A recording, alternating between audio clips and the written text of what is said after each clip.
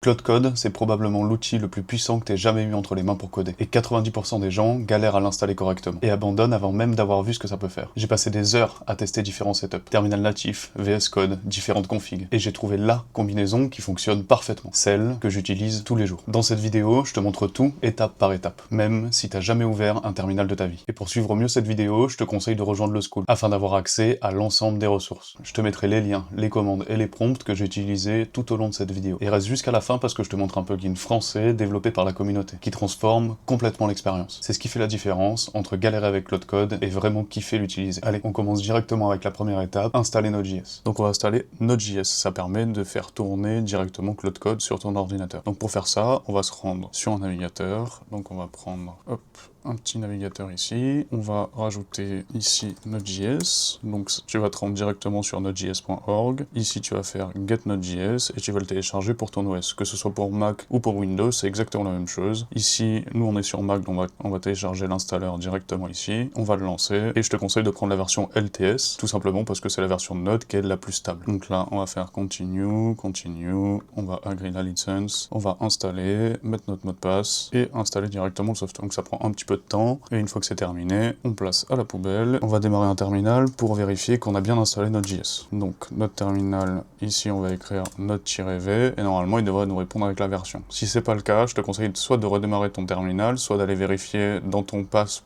pour le côté Windows, et de redémarrer ou de faire source sur ton Mac, de manière à recharger la configuration de ton terminal. Dans tous les cas, on n'utilisera pas ce terminal après, donc tu peux passer cette étape, il n'y a aucun problème. Donc là, on va fermer le terminal. Du coup, pour la prochaine étape, on va devoir installer Warp. Warp, du coup, c'est un terminal, ça va te permettre de communiquer directement avec Claude Code. Et Claude Code, on l'installera juste après. Donc là, on va se rendre sur un navigateur qu'on va récupérer juste ici où on avait installé notre Node.js, et on va aller sur warp.dev. Sur warp.dev, du coup, tu vas pouvoir le télécharger soit pour Mac, soit pour Windows. On va cliquer directement sur la partie téléchargement, et on est censé avoir Warp qui se télécharge. Tac. Derrière, tu double-cliques dessus, et tu le transfères dans l'application ou tu l'installes directement sur Windows. Et derrière, on va lancer Warp pour voir si c'est bien installé. Donc là, on l'ouvre.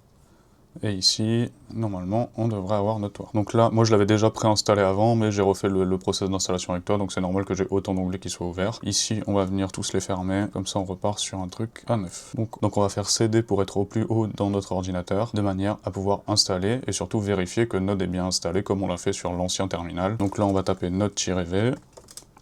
On voit bien Node qui est installé en 24.12, et donc on va pouvoir installer Claude Code directement depuis notre terminal. Fais bien attention, il faut une version minimum de Node.js en version 18 pour pouvoir installer Claude Code. Donc maintenant, prochaine étape, on va devoir installer Claude Code. Donc pour ça, on va se rendre sur un navigateur, et on va faire un Claude Code install. Et donc on va se rendre directement sur le site de Claude, de manière à voir comment est-ce qu'on le setup. Donc là, on arrive sur le setup de Claude Code, et on voit que dans les prérequis, ici, on va devoir installer Git. Donc pour installer Git, tu cliques directement ici, donc je te mettrai le lien pour le setup de Claude Code directement dans le School, et donc tu pourras installer Git. Une fois que tu as installé Git, on se retrouve pour la prochaine étape qui est installer Claude Code directement sur ton ordinateur. Pour setup ça, on retourne ici, donc moi...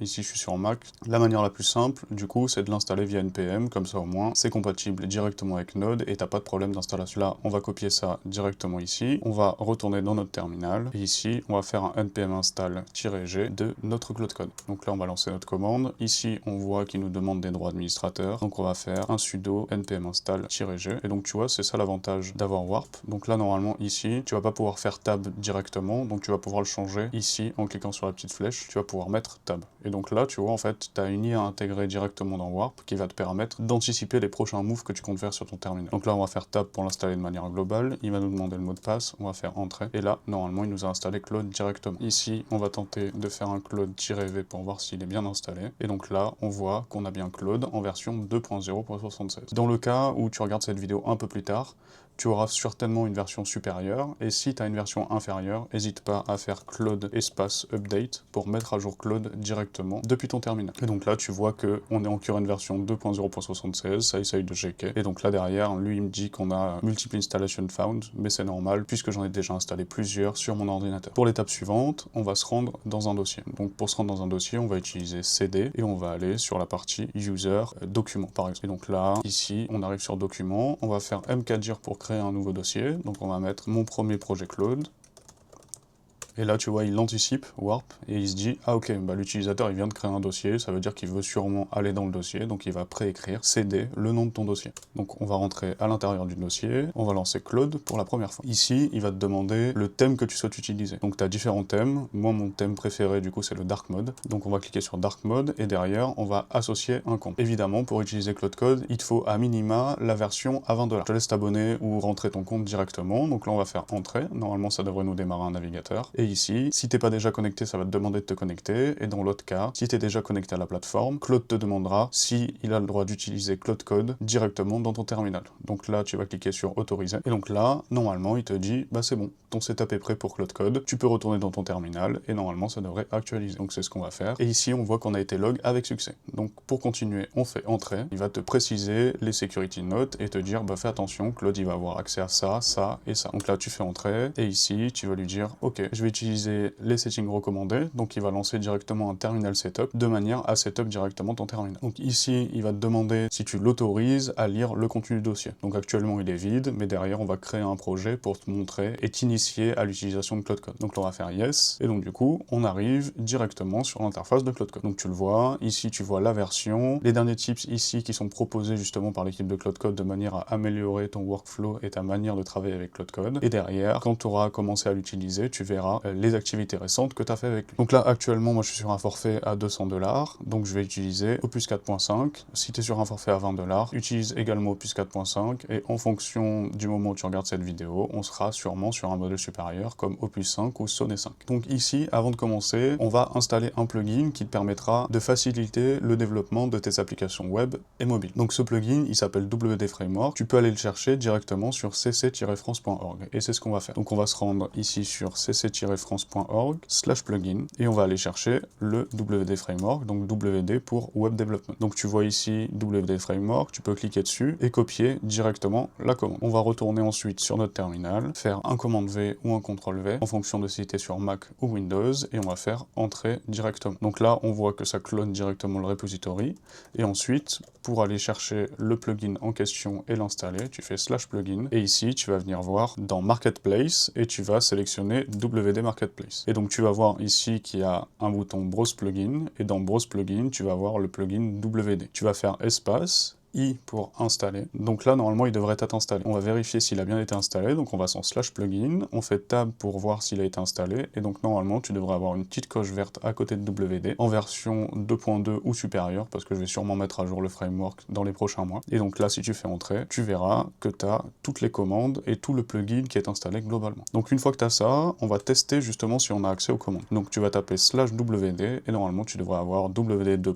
avec plein de commandes derrière. Donc une fois que ça c'est fait, on va passer à l'initialisation d'un nouveau projet. Pour l'exemple, on va faire un site pour un restaurant, c'est assez simple et c'est assez rapide à faire. Et avant ça, je vais t'expliquer comment est-ce qu'on est en dernière mise à jour avec les documentations. Être en dernière mise à jour avec les documentations, c'est hyper important, de manière à ce que Claude puisse, en plus de ce qu'il connaît déjà, avoir accès aux dernières mises à jour des dernières technologies. Nous, pour l'exemple, on va utiliser Next.js pour faire la partie front et la partie back. Donc la partie front, c'est tout ce qui est visible par l'utilisateur, et la partie back, c'est toute la partie dynamique qui va apporter du dynamisme à ton application. Pour l'exemple, imaginons tu as un formulaire, donc ça c'est la partie front, et derrière quand tu cliques sur envoyer, bah, c'est la partie back qui va traiter ce formulaire. Donc dans un premier temps, il va falloir installer ce qu'on appelle un MCP. Donc un MCP, c'est un Model Context Protocol qui te permet d'avoir comme un USB-C entre ton IA qui est Claude et derrière le MCP qui va créer cette connexion et lui donner accès à de la data en plus. Donc nous, on va installer Context7. Context7, pour le récupérer, tu vas sur context7.com, je te mettrai le lien dans le school, t'inquiète pas, il n'y a pas de souci. Ici, tu vas faire sign in, tu te connectes soit avec ton compte Google, soit avec ton compte GitHub, et derrière, on va aller chercher justement la clé d'API. Donc là, on va se connecter avec notre compte, et ici, normalement, toi, ici, c'est vide, mais du coup, tu vas pouvoir créer une clé d'API. Donc là, ici, on va l'appeler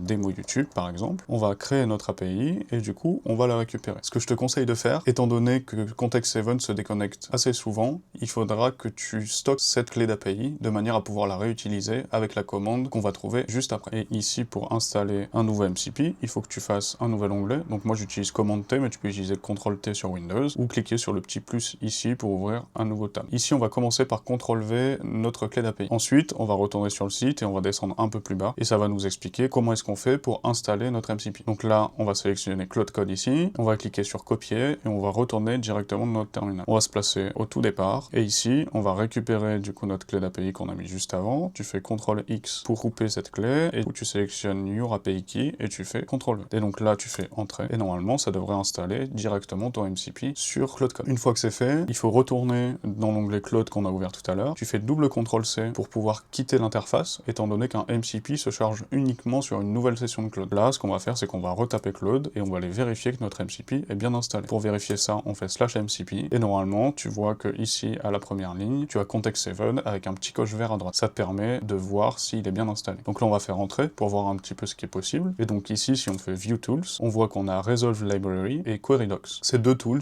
ils permettent d'aller lire directement les documentations quand tu lui spécifies dans un prompt, utilise Context7. Donc maintenant qu'on a fait ça, on va faire échappe, échappe et échappe pour retourner sur notre interface. Maintenant, on va utiliser le framework dont je t'ai parlé tout à l'heure pour brainstorm. Donc là, tu vois, j'ai écrit /wd2.brainstorm, mais tu peux faire /brainstorm directement, et ensuite tu fais tab et ça va sélectionner la commande. Et ici, on va faire un brainstorm. Donc un brainstorm en lui disant je souhaite créer un site pour un restaurant de sushi. On va utiliser Next.js, donc la technologie dont je t'ai parlé tout à l'heure, en version 16.1, dernière version. Et pour la partie design, on utilisera ShadCN. Et il faut bien lui spécifier à la fin use Context7 pour récupérer les documentations en dernière version. Et donc là, on va lui envoyer le prompt, et lui, il va demander justement l'utilisation des tools de Context7 pour aller lire les librairies et trouver les dernières versions. Donc là, comme tu peux le voir ici, il va demander s'il peut utiliser Resolve Library ID pour Context7 en lui précisant Next.js 16 React Framework Documentation. Et donc du coup, Context7 va lui répondre, voici les dernières documentations du produit que tu souhaites installer. Donc là, ici, Next.js, on parle de framework, donc c'est une boîte à outils qui permet de développer des sites web et ensuite de les convertir en application mobile, par exemple avec Expo. Donc là, il va te faire deux propositions. Soit tu lui dis oui, et dans le prochain cas où tu comptes faire un nouveau projet, il te redemandera l'utilisation du tools. Et si tu veux l'autoriser de manière globale tout le temps, tu fais la deuxième option, qui est oui, et ne me demande plus pour utiliser une commande ou un tools de Context7. Donc nous, c'est ce qu'on va faire ici. Comme ça, il ne nous demandera plus pour le prochain. Et donc là, on voit qu'il est en train de résolver les librairies de manière à récupérer les dernières documentations de Next.js et de ShadCN. Donc là, il va nous demander est-ce que je peux accéder aux docs et utiliser l'outil de docs.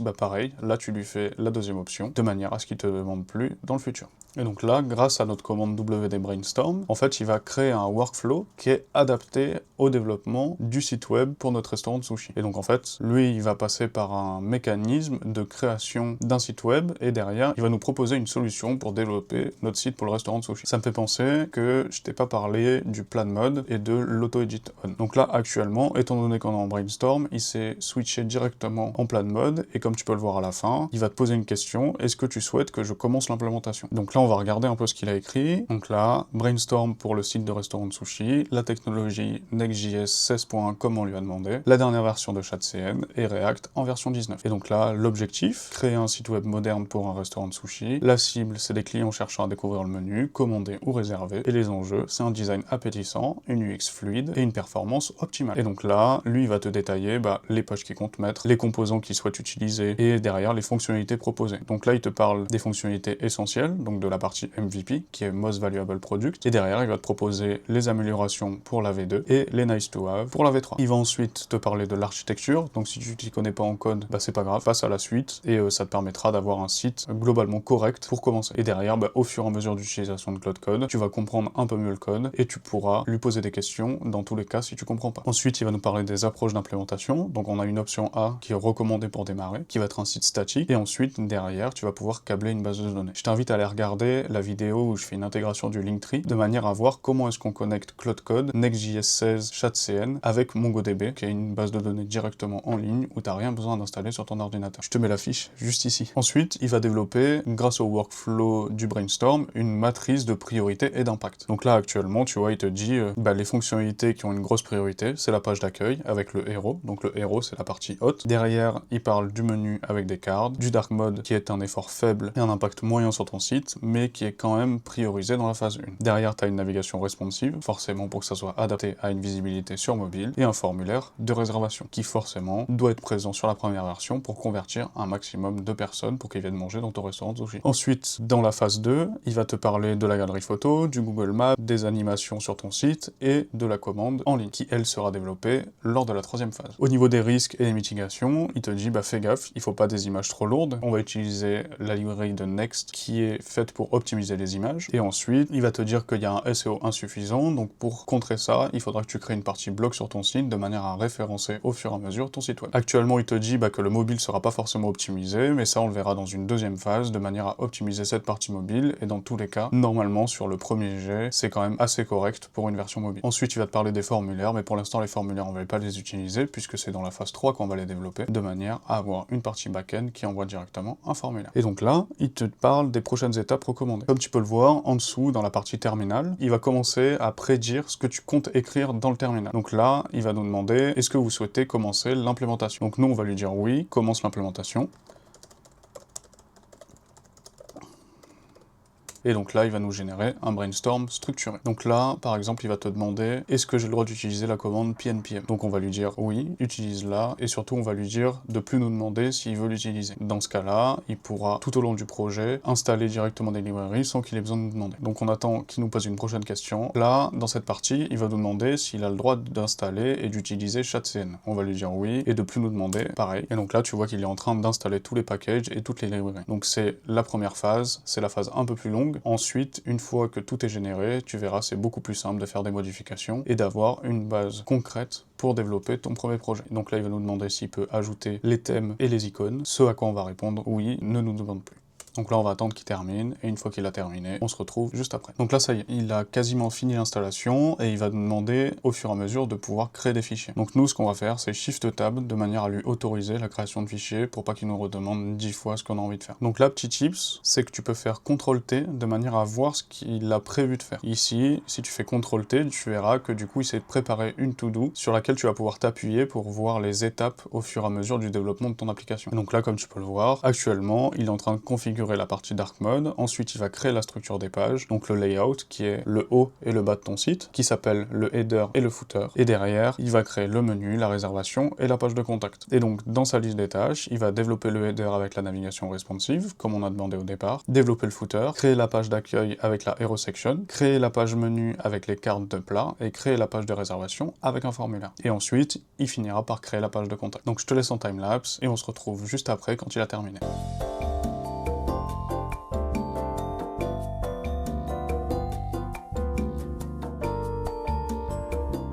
Ok, maintenant qu'il a terminé, il va te demander s'il peut tester et lancer le build. Le build, c'est la compilation globale de ton site web pour voir s'il n'a pas fait d'erreur lors du code, et dans tous les cas, lors de la compilation et lors du build, le script va lui signaler s'il a fait des erreurs, et dans ce cas-là, il les corrigera. Donc là, on va faire yes and don't ask again, et donc là, il va lancer le build pour voir si tout compile. Donc là, apparemment, il n'y a aucune erreur. Il va nous dire, est-ce que je peux lancer le serveur de développement de manière à ce que tu puisses aller vérifier si ça te convient. Là, on va faire yes, et normalement, tu devrais avoir un petit truc bleu tout en bas, qui sont du coup les tâches de background que Claude met en arrière-plan de manière à lancer ton serveur et que tu puisses continuer à discuter avec lui. Ici, il va te demander de regarder les logs pour voir si tout a bien démarré et tout s'est bien lancé. Donc on va faire yes, et on va lui dire qu'il a le droit de regarder le dossier task qui lui permet de voir les tâches en cours directement sur ton projet. Là, tu vois, il a démarré le serveur et il te dit c'est bon, j'ai mis en place tout ça. Pour visualiser le site, il suffit d'aller directement sur localhost 3001. Donc localhost, c'est la partie serveur de développement directement en local sur ton ordinateur. Donc pour faire ça, tu fais commande ou contrôle-clic et tu passes sur le lien, et quand tu cliques, normalement ça va te démarrer directement ton site. Et donc là, on voit que ici, il y a déjà un problème de centrage, il y a pour l'instant pas les photos, donc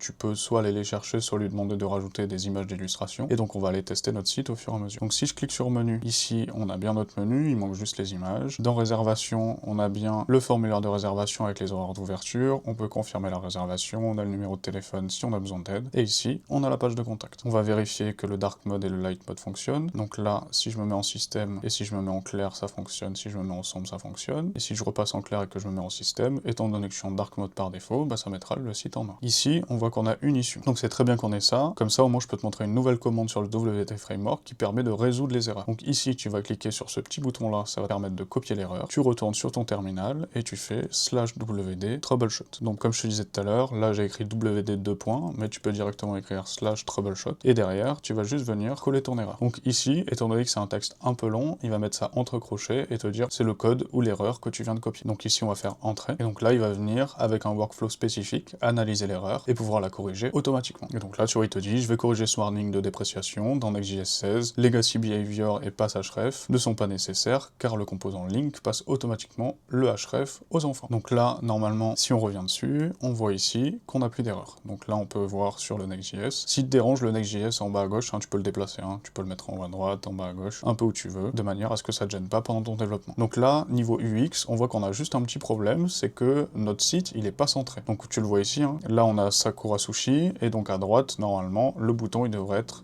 collé et le menu devrait être aligné au centre. Et donc ça, on va lui dire, tu vois, on va faire une commande improve de manière à améliorer ce qu'on a déjà mis en place en lui disant improve le site car il n'est pas centré. Du coup, j'y pense. Pour aller voir les tips, j'ai fait 2 vidéos, dont une avec 8 tips et une autre avec 15 tips de manière à améliorer ton utilisation de Claude Code que tu pourras retrouver directement ici. Donc là, tu vois, il t'explique le problème. Il te dit, bah, le problème vient du fait que la classe container de Tailwind CSS4 n'a pas de centrage automatique par défaut. Je vais ajouter la configuration nécessaire. Et donc, tu vois qu'il va venir améliorer le code. Et donc, du coup, si on retourne sur notre site, on voit qu'on a notre site qui est bien centré. Donc là, après vérification, on a tout qui est centré. Ici, au niveau des horaires, il y a un petit souci. On va lui dire, du coup, tac, improve la partie footer, car les horaires sont